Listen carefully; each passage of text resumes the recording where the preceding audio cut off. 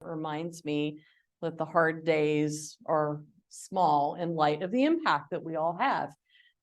So thank you for being here with me today. And I'm going to go over different student support and resources that you may or may not know about, and how I use them, how you all might use them. This is going to be a very generic looking PowerPoint because I attended the brand new brand guide session yesterday, and all of the colors and everything were wrong. And I was like, well, I don't want to go into the new faculty things with all of the wrong colors. And so I just went very generic, which probably isn't what brand management would want either. But you know what? I'm not using the wrong maroon. So we're good. And I'll get to learn that new brand guide and adjust, and some of their new templates are pretty cool. I know. It's every year, every week.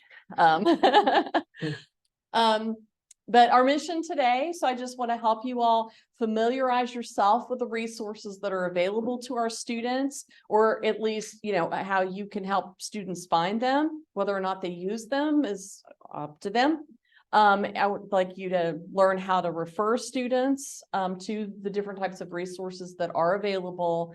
And I want you all to be able to respond confidently when students come to you with issues or questions, so that you feel like, okay, I might not know exactly how to answer this, but I do know where we can start. And that can make a big difference. Also, though, a disclaimer, it's okay to tell students, you know what, I have no idea. Let's figure it out together. And then I like to refer to our EKU mission statement. And of course, my favorite line is that we're a school of opportunity. And so a lot of the students that you find in your classrooms, this is the place that they found that would give them a shot at college, and affordable, with the free textbooks. And we're constantly working on how are we not just providing opportunities for students to attend here, but making sure they have every opportunity to graduate with a college degree. So I'm going to go through different types of support. And I always look at this from Maslow's hierarchy of needs. Many of you may see posters of Bloom in different buildings on campus, and how do we help students elevate through the critical thinking of Bloom's taxonomy. And that's great, but before students can bloom, they need Maslow. And so it's hard to study biology if you're hungry, or if you're worried about your own personal safety. So I'm situating a lot of this in a way that is addressing some of these needs that are foundational, but fully recognizing that most of your focus in the classroom is going to be on some belonging, of course, but building their own sense of esteem as well as self-actualization. And we tend to approach students from the top of this because there are a lot of things we assume. We assume that they have a place to live. We assume that they are eating. We assume, if you're assuming that they're taking their medication regularly, you're very wrong. That's a bad assumption. It's one of the fun things about freshmen. They have their own schedules and they forget their meds for multiple days, which is a problem if they have epilepsy, just saying. But we'll go through each of these kind of elements of support so that you feel, like I said, more confident. Let's start with academic. It's why you all are here. The Student Success Centers down in what the students call the basement of the library. It's actually the fourth floor, or first floor, not the fourth. It's the first floor, but they call it the basement. And that's where the tutors and mentors that are referred to as gurus, their peer, it's a peer tutor mentoring program. They're located, they cover over 150 different subjects, many gen eds. The STEM Center for Excellence, which is a newer space on campus, and the brilliant, remarkable Judy Jenkins got that up and going. And I used to refer to Judy when I was running the Success Center she has these cool wraparound things on exams, chemistry exams, that she'll ask the students questions like, how long did you study for this? How did you study for this? Did you study with people for this? So that they're reflective at the end of the exam. I thought that was just so great. The Mass Stats Tutoring Center, which is in the Wallace building, and El Centro, which is actually relocating to the first floor of this building, and it's a bilingual peer mentor and tutoring center. And of course, Noel Studio, which you all, I believe, have spent lots of time in because it's an absolutely lovely space. But that's students practicing speeches, students getting support with writing assignments or research assignments, or just, I mean, honestly, getting ideas sometimes when students are like, I don't even know where to start on this assignment, and they can go there. And the great thing about all of these centers is that they are very connected with faculty. So often the student workers and the staff in these and faculty in these centers know the faculty, know the expectations of the classroom, and can give students really practical assistance. Other academic services. So there's Academic and Career Services. It's the Office of Academic and Career Services, or OAKS. If you have a student that's like, I thought I wanted to major in this, but now I'm questioning everything in my life, you can send them to OAKS. And they have really great career counselors that can walk them through a step-by-step, really reflective process about who they are and who they want to be. They also are the advisors, the academic advisors for exploratory students or our associate and general studies students and other special admits. Academic advisors are a fantastic resource for students. Many students do develop this great connection with their advisors. And I'm constantly referring students. Have you talked to your advisor? What did your advisor say about this?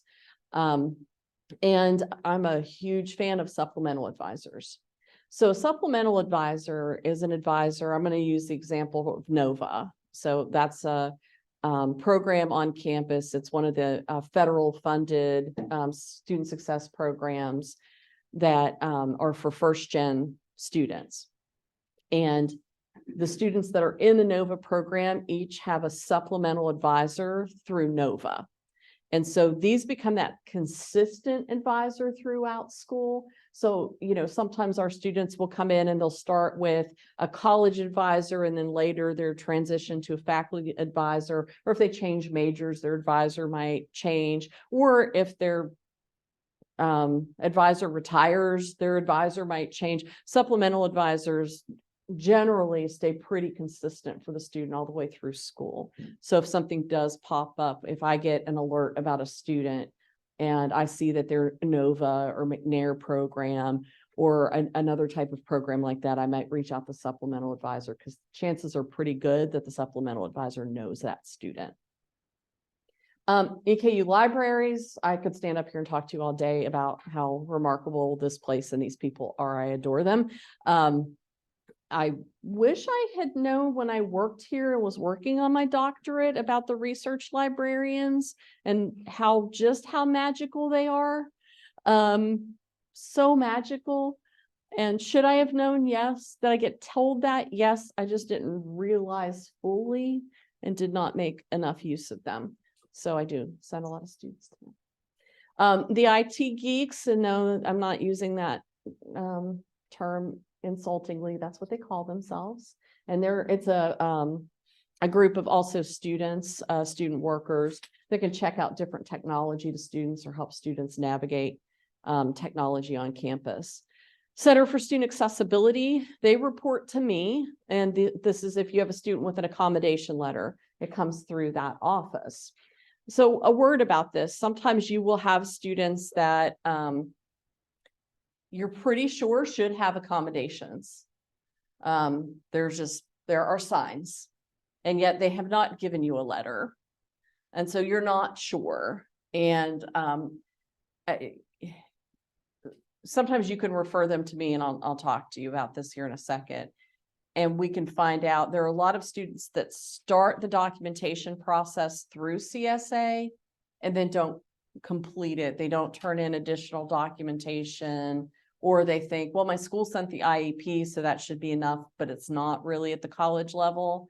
And so we can do more intentional outreach to the students to explain to them exactly what they need, or they can even sign a release so that CSA can contact their doctors and get the necessary documents.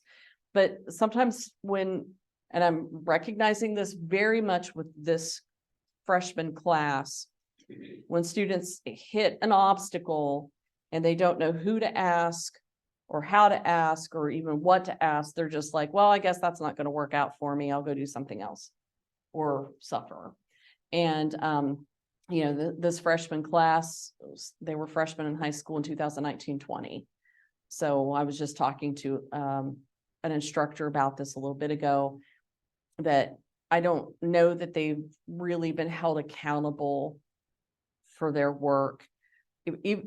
Groups prior to this freshman class gathers, okay, just turn in all of your assignments at the end of the quarter or the term or the 6 weeks or whatever, and I'll just grade it all then. So there was always a problem with late work. This group, it seems like they're just like, well, I don't even have to do it at all, right? No, you do. They just expect things to be excused now. But I totally understand why. I get it. Because schools were just doing the best they could. But I think that's one of the big bumps that we're seeing with this freshman class. Love their hearts. I think they might be better at empathy. Maybe it's too soon to tell, but they did go through 4 years of, oh, you're coughing, you could spread illness to others. And so that thinking about these things, so I'm optimistic about that, but I think that they might be confused when you're like, okay, I'll let you turn it in late. Wait, what? The Center for Student Parents, yes, yeah. I was just gonna mention, I have some friends that teach in California. Mhm. I know a lot of people that like have homeless and different things. So what they're doing with their students don't turn stuff in, they get a 50% rather than a 0%. Yeah. Because it's so hard to bring up the 0 to 50. Mhm. I know that sounds kind of shocking, but I don't think it's necessarily bad if you know, the difference between 0 and 50. Yeah, I agree with that. When I taught K-12, and when I was teaching K-12, I didn't automatically give them a 50%, but they could do an alternative assignment to make that gap up, so that it wasn't, yeah, when you have, well, I got in a debate with my daughter's gym teacher once, because every day was worth 3 points. So if you didn't dress out, it was 2 points out of 3. Well, that's a 67%. And then if you didn't participate to the level that she thought you should participate, it was a 1 out of 3. And I was like, math.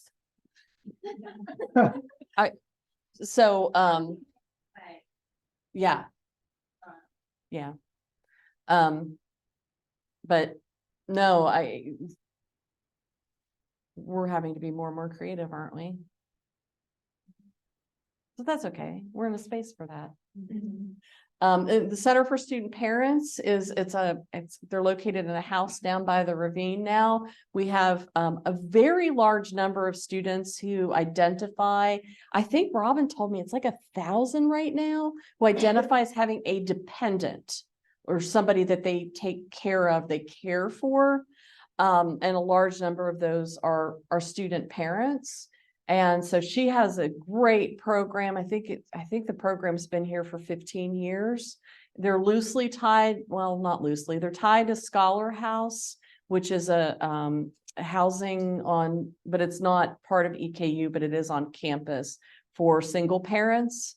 And if you have a student that has a dependent and they have not met Robin Moreland and Rose Penman, they need to meet them. Because that's my go-to. A lot of people will say, oh, just go ask Lara Vance, go ask Lara Vance.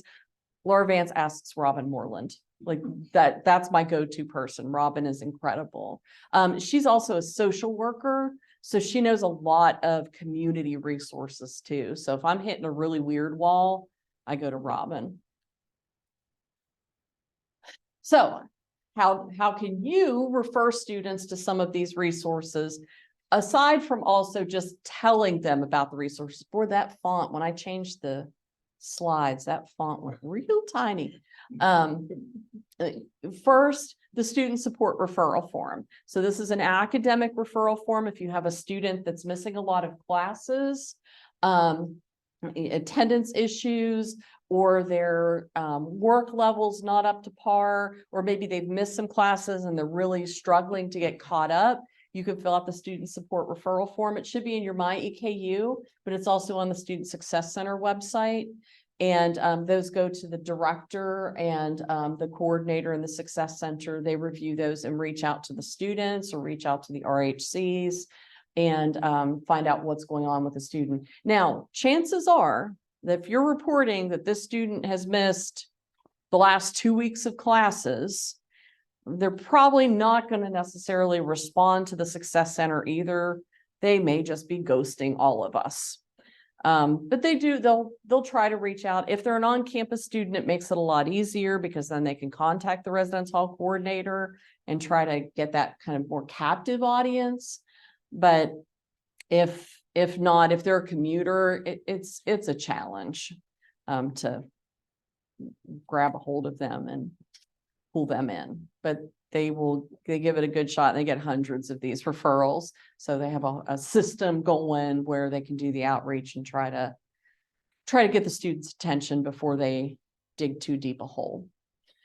Speaking of before they dig too deep a hole, the 4th week progress reports, and I know Dr. Carpenter is going to talk to you about that.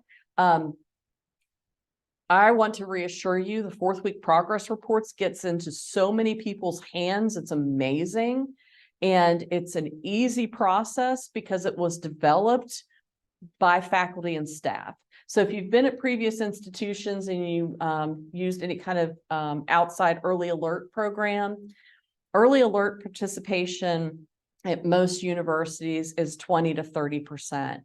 4th week progress report participation is over 90% here. And when I tell people at other schools that, they don't believe me. They're like, how do you get faculty to do that? Well, it's because faculty helped develop it, and we do things with the progress reports. And now we can see them in the Loop, which is one of the platforms that I use many times a day. And I don't know if you've seen it, Rusty, yet. You'll be able to click on it in the Loop and pull up for each class. It's beautiful. So excited. I used to have to get the full spreadsheet, or it was in notes in the Loop, but now it's right there with the student's class schedule. Loving it. That just happened this year. I nearly jumped out of my chair when I saw how great it was. I was like, yes. But there was a small group of us that got together when we got this 4th week progress report going and got lots and lots of feedback. So it's really great. And you could put in notes just for the student. Well, not just for the student. You could put in notes for the student, but then you could put in separate notes for the advisor that only the advisor sees. Make sure you don't get those backwards. The student's a pain in my neck. Don't really do that. But don't get those backwards. Generally speaking, if you just put in the same note for both, you're going to be covered.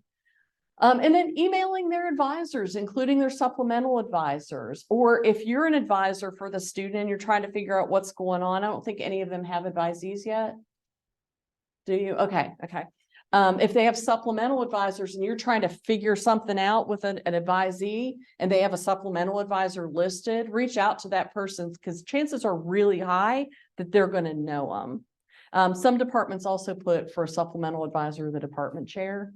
So you might notice that too, but honors program generally will have a supplemental advisor. Athletics always has a supplemental advisor, and each of the advisors in the Bratsky Center are assigned to different teams, so they get to know those students pretty well too. And that's just a great resource as well. All right, so basic needs now. Housing and residence life, very early in the semester. I'm trying to make sure I'm watching my time.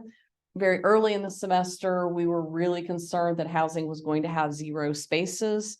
Once the dust settled though, and students the first week were like, oh, this is scary, I'm just going to leave. Because those are things that happen.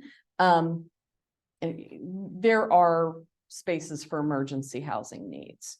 Now, sometimes though, we'll get a student, and housing is not in my reporting structure at all, but I work very closely with them.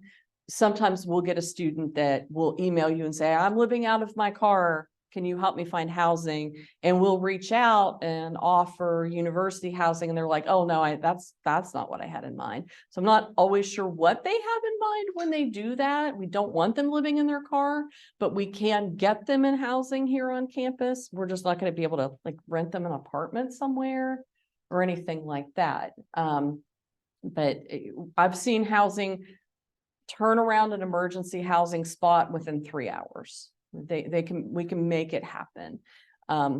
We just need to know about it, and the student needs to be open to it. Also, the student needs to recognize that it's not free.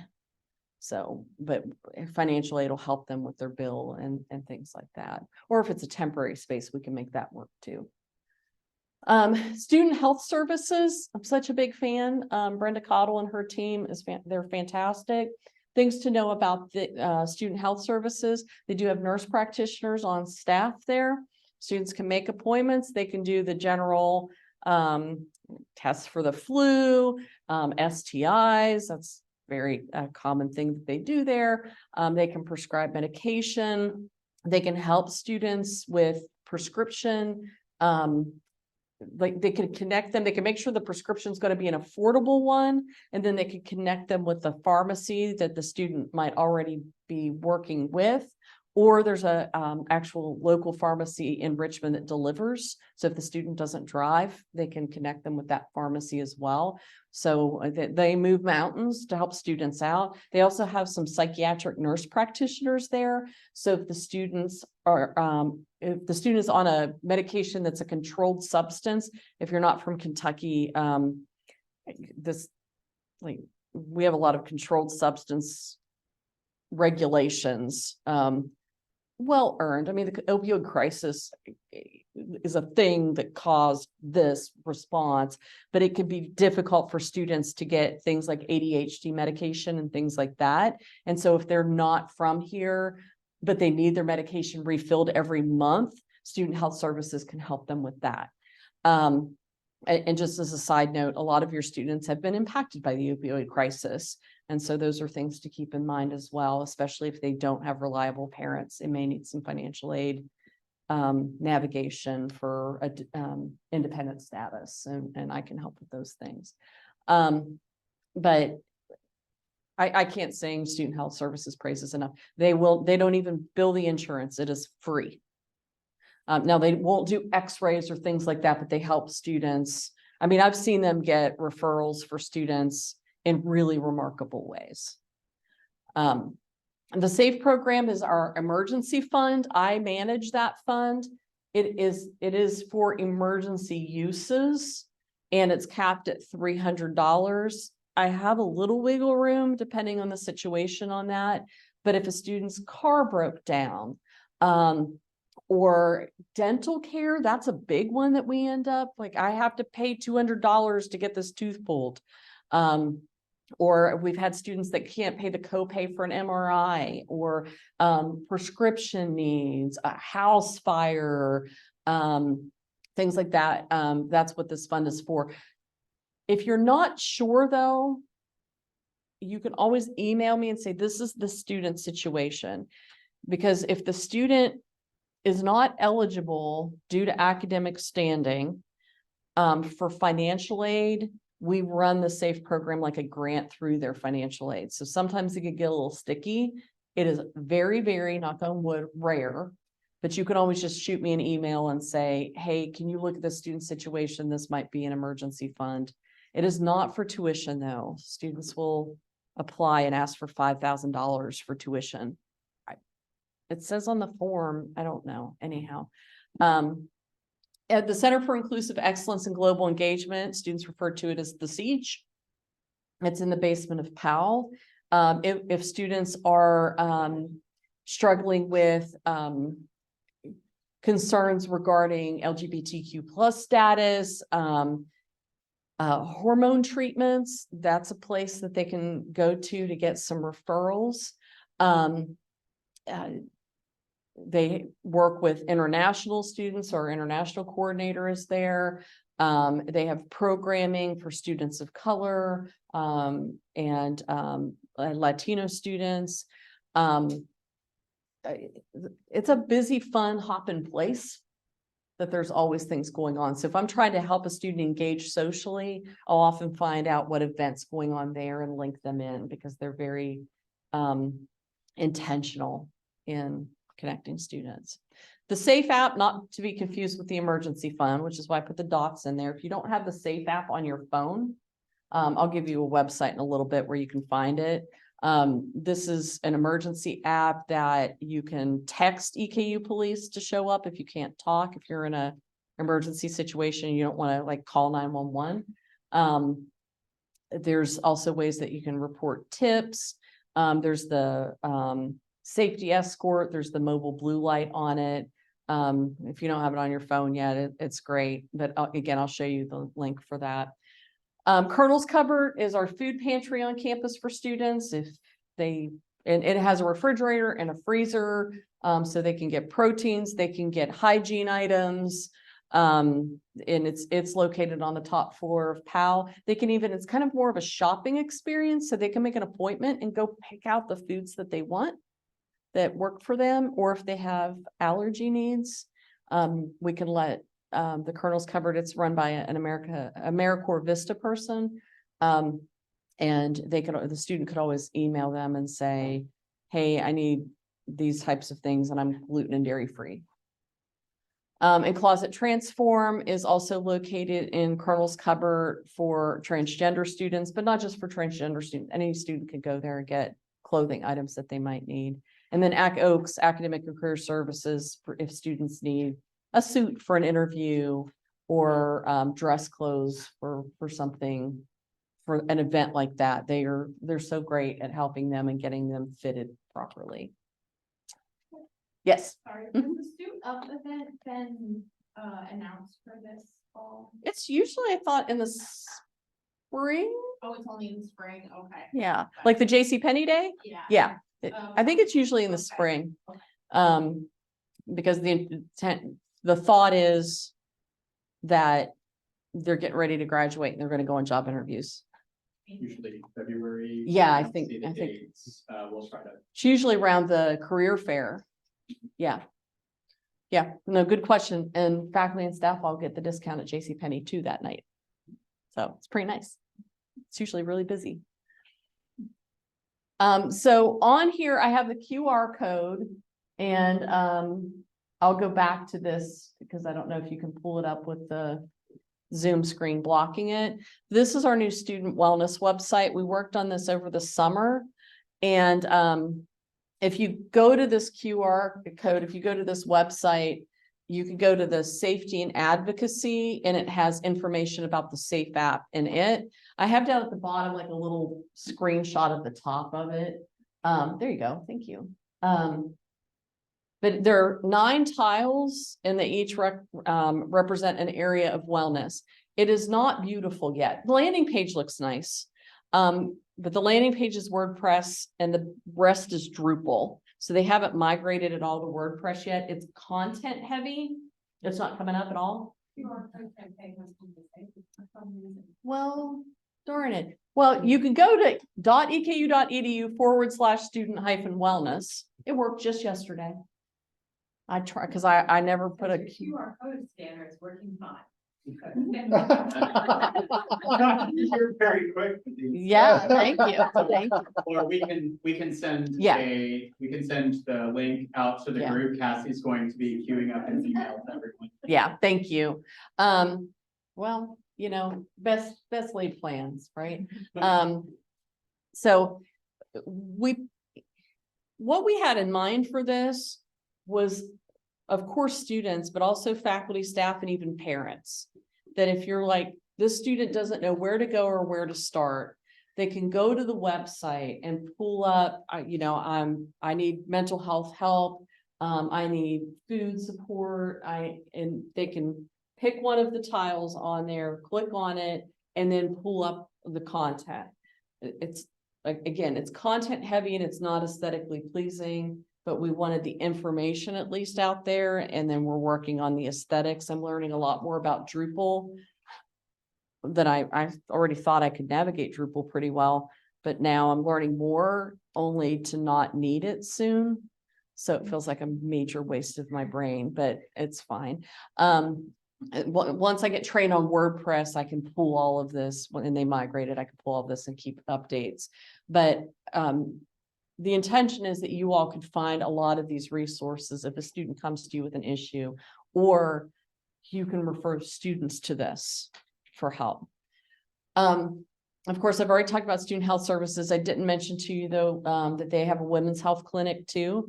So a lot of students, this is the first time that they're going to have a pap smear while they're in college, and I haven't talked to parents about that yet, but they're going to do that here, or birth control and those types of health needs. Our student health services, women's health, they have a women's health area as well. The counseling center, free for all students. That's something I stress. If a student tells you, I went to the counseling center, but they can't get me in for a decade, that's not the case. The counseling center always has on-call crisis response people. If a student comes in and says, I would like to make an appointment, and I've been here before, then they're just going to make them an appointment. But if the student comes in and it's like, I need to talk to a counselor now, or if a faculty or staff member walks a student up there, they always consider it a crisis, whether the student says so or not. And there have been plenty of times I've walked in and said, hi, this student needs to see somebody now. And they'll give them the little form to fill out, and they still might put that they're not suicidal or in a crisis. But I'm like, they need to see somebody now. And may I speak to the counselor first so that I can say, these are the things that the student told me, so that I'm, in case they clam up when they're in the counseling appointment or the crisis appointment.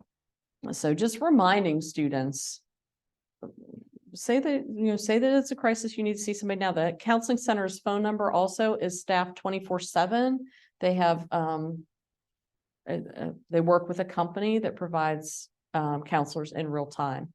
So after hours, or if you teach online classes and you have out-of-state students, it's actually best for them to call after hours, because then they'll route them to somebody that's certified in their state.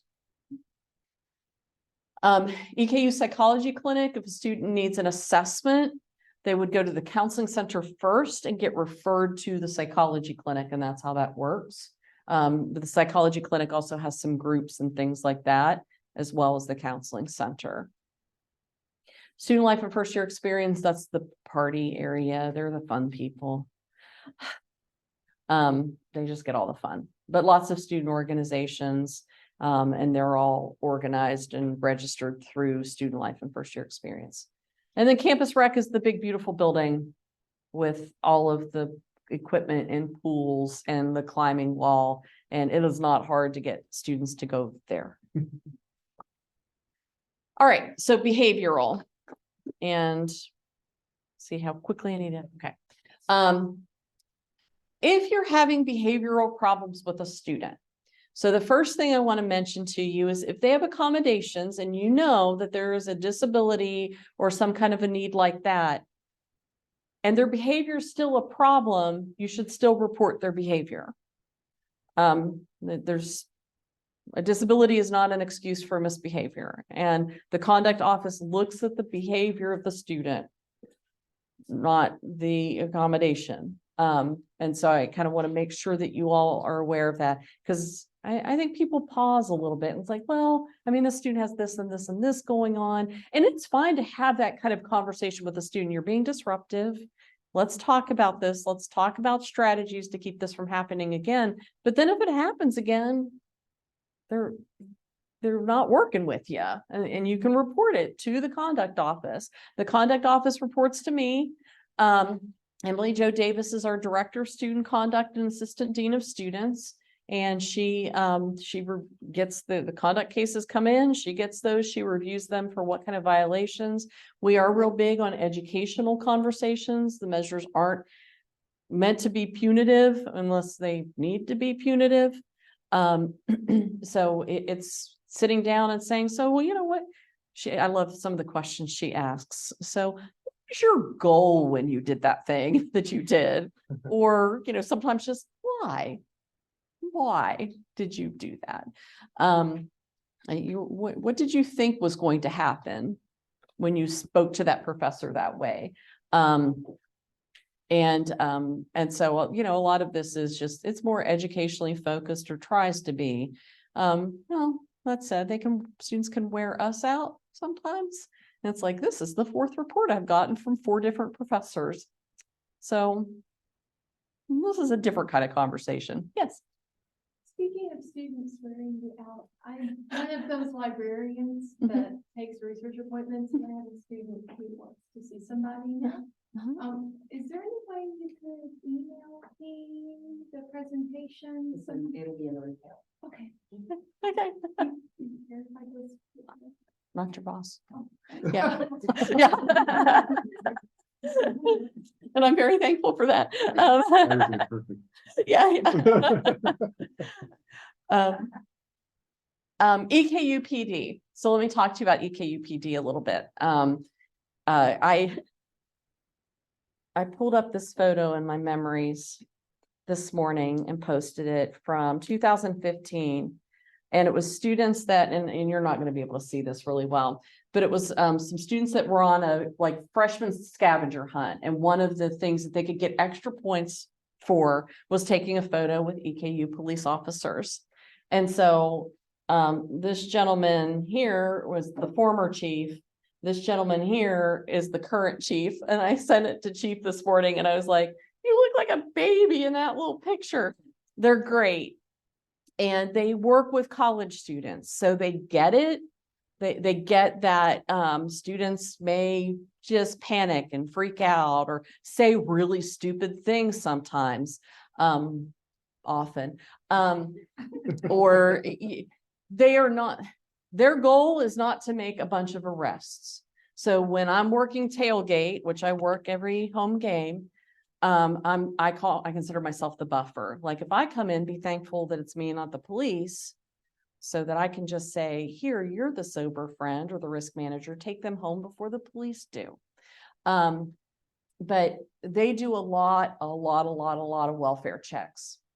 If you have a student who is experiencing suicidal ideation and you're not sure they're safe, you call EKU police. It feels really yucky, and I get that. But they are trained to do a mental health assessment to determine if the student needs to go to the hospital. And they do this so often, they even start to kind of develop rapport with some of the students that struggle a little bit more. And Chief is on the student assistance and intervention team, which I'll tell you about in a minute. And if there's a suicide attempt, I get a phone call in the middle of the night or when it happens. And we all pull together to help that student. I just don't want faculty or staff to worry about calling police because they don't come in guns a-blazing or anything like that. If you're calling EKU police and actually, if it's anywhere in Madison County, that's their jurisdiction, they'll go to the student and do a welfare check. If it's elsewhere, you're not sure where the student is or where they live, you can call and the police will find them. And they've found some students in some peculiar places. They're just good at it. And I appreciate them. Victal training, you're doing that. So we do lots of things like that. Dr. Myra Beth Bundy is doing one on working with students with autism spectrum disorder this month. And I have an instructor guide to help with that too. That you all are welcome to go to. It's Dr. Bundy's area of expertise. And so there are lots of times that I contact her and I'm like, here's a situation, can you help me? I'm teaching during that session. I've reported for review later. Yes. Yeah.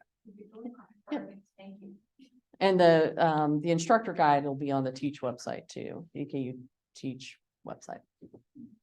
Eventually, might not be right now. We just got it finalized. Yeah.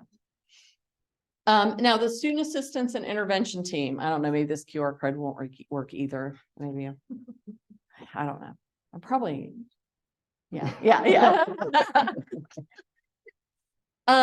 If you've been at another university that has a BIT team or behavioral intervention team, that's what this is.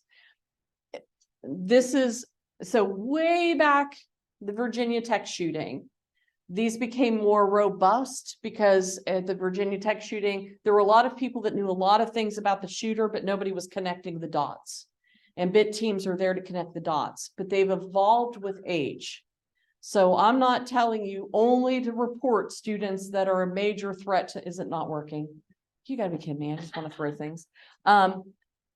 It might not be working because we just went to WordPress the other day, though I thought I checked this one yesterday too. So if you go to eku.edu/SAIT, say it, that's where the referral form's on there. Or maybe I don't know how to make QR codes after all. It's fine, everything's fine.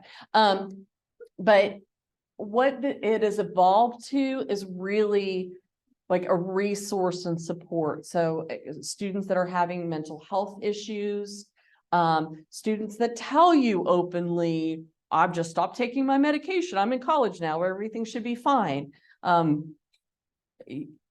Maybe you wouldn't be shocked by how often I have that conversation, but it's a lot. And I'm like, hey, college didn't solve brain chemistry. Like it's not, but they don't see it that way. They see it as I'm out of my home where all of the stress was, so everything should be fine now. And that's not also how trauma works. But anything like that, or if the student feels like they're being threatened or they're being stalked, or and then the Title IX referrals are also there for that. But housing insecure, food insecurity, things that this student is not functioning well, and it's not an attendance thing, it's not an academic thing, it's there's a whole bunch of life mess going on, send them to us. And it's not punitive. Yes, are students terrified when they come to see me? Yes. Because TV and movies have ruined deans of students for everyone.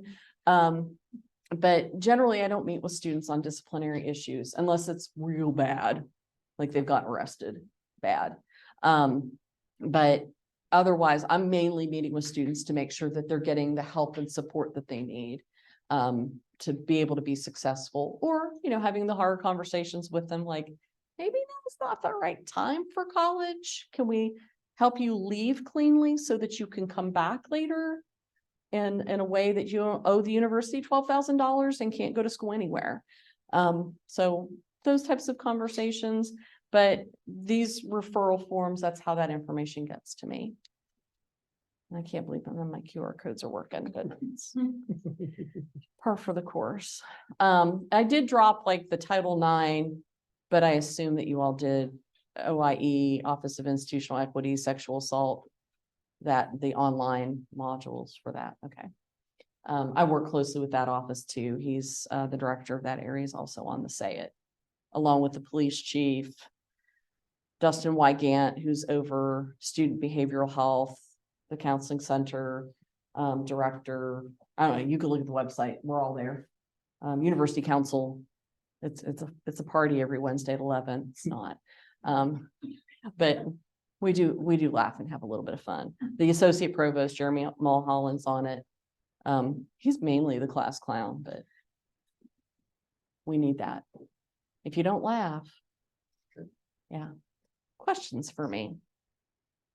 Yes. Question, regarding the fourth week progress report, Mhm. when we go and do that, is that based on the course that we're teaching, or are we looking for the individual student in the school? It's set up by the course. So you'll go down and you'll mark if it's satisfactory, unsatisfactory, and then you can add in notes. You can select like check boxes, like I recommend tutoring, or attendance, or never attended.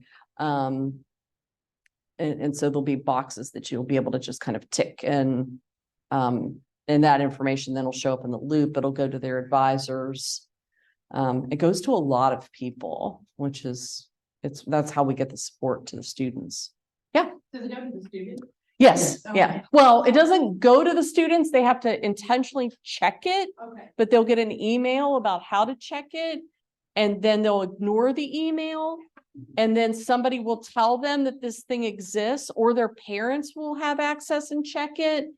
And so and students don't realize how much we all see. And so I love those moments when I'm sitting with a student. I'm like, how are your classes going? Oh, they're good. They're good. Really? Because I'm looking at this. And they're like, oh.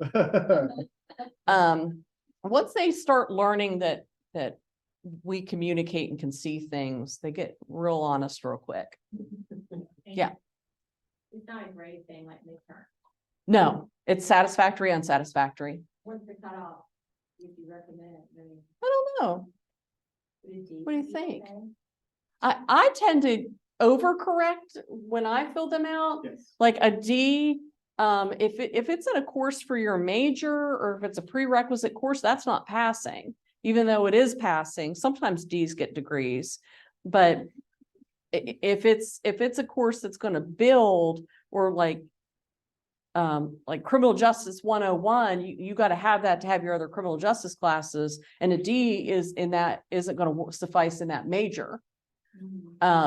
So I would include Ds as unsatisfactory. Absolutely. Cs, I mean, obviously the grading scale are borderline, but keep in mind that we have a significant amount of the semester to go. Yeah.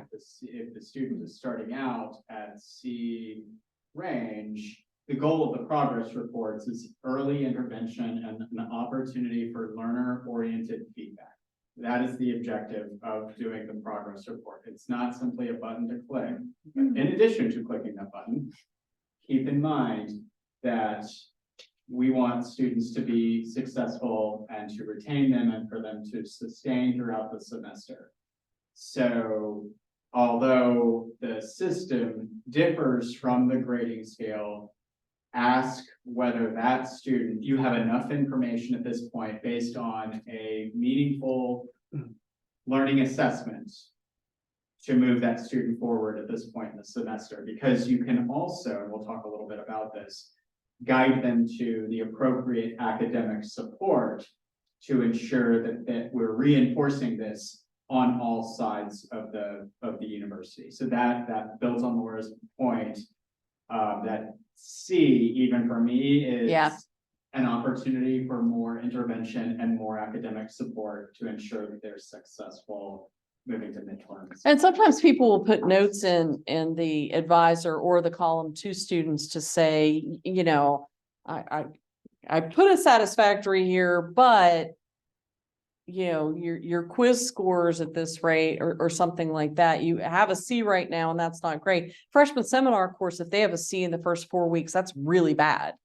And so you do kind of have to look at it from your class perspective. It doesn't go on their transcript, the progress report, and the data shows, at least it was this case a year or two ago, that students that have 2 or more unsatisfactories are more likely to end up on academic probation at the end of the semester. It was a statistically significant correlation. And so we do need to know, and there's outreach for students that have 2 or more unsatisfactories because of that. And so if you're like, oh, well, I feel bad for them, and you give them a satisfactory, and all of their instructors do that, then they might not get the kind of outreach they would get otherwise. Same with midterm grades. Students that have a 1.0 or below at midterm and they're first-time freshmen have to go to a midterm recovery workshop. So if you give them too much cushion, they might then have a 1.1 and they're not forced to go to that midterm recovery workshop. And then they are being harsher at the beginning with that grade reporting isn't necessarily a bad thing. That's a great question. Yeah. So in terms of students that are either in just session A or just session B classes, have you guys found that this 4-week progress report, because session A is only 8 weeks. So at the 4 weeks, if we're already at a C or a D, that's really hard Well, this is 4th week for full-term classes. 8-week, there's a 2-week progress report, and then you put in midterm grades at 4 weeks. Okay. Yeah, I'm Okay. sorry. I'm so used to calling them 4th week progress reports because when we started this, it was a long time ago. There weren't as many 8-week courses. And so now I need to just call them progress reports. That makes more sense. Yeah. I was like, 4 weeks. 4 weeks, you'll put in a midterm grade. Oh, yeah, yeah. No, this is the time where when I meet with students, I'm like, there's still time to recover. But when we start getting the midterm, that's when it gets sketchier.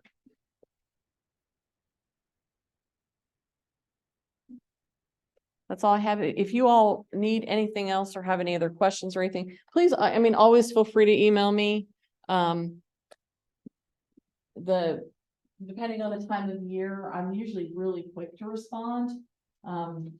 This week has been less so because, like I said, students do stupid things. So I don't know how many times I've talked to the chief this week. But it's fine, everything's fine. That's why it's important that I like the other members of the Say It, because I talk to them all a lot. But I'm usually pretty quick to respond, and especially with faculty. If you submit a Say It referral, by the way, I am not always great. My goal has always been to reach out to the faculty member, let you know what's going on. But in August, we got 100 Say It referrals. So, and a lot of those came the second half of the month, as you can imagine. So sometimes we're just so snowed under that I can't do the whole like networking that I like to do. But if you want to follow up or something, you can always touch base with me and say, hey, I'm just seeing if you have any word. Now, Jeremy Mulholland might also follow up with you if he knows what's, what we've done, or if it's a higher level case. And we might also contact you to ask you for more information too. But you all are the front lines, you and the residence hall coordinators, God love their hearts.